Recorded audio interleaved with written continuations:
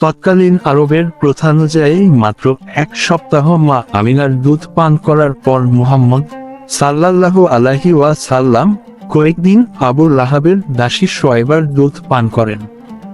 এরপর তাকে লালন পালনের জন্য তাইফের বনু সাদ গোত্রের আবু খাবসার স্ত্রী বিবি হালিমার কাছে পাঠানো হয়। 5 বছর তিনি ধাত্রীমাতা হালিমার কাছে ছিলেন।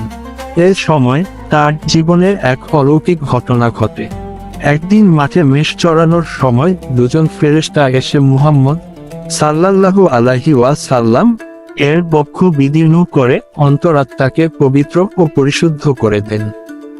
বনু সাদ গোত্রে অবস্থানকালে তিনি বিশুদ্ধ আরবি ভাষায় কথা বলতে শেখেন।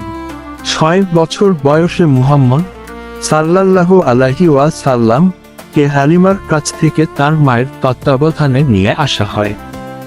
মা আমিনা পুত্র মুহাম্মদ ও দাসী আয়মনকে নিয়ে স্বামীর কবর জিয়ারত ও আত্মীয়দের সাথে দেখা করতে মদিনায় যান। ফেরার পথে জ্বরে আক্রান্ত হয়ে আবওয়া নামক স্থানে তিনি মৃত্যুবরণ করেন। 573 খ্রিস্টাব্দে মা আমিনার মৃত্যুর পর শিশু মুহাম্মদের দেখাশোনার দায়িত্ব নেন দাদা আব্দুল মুত্তালিব।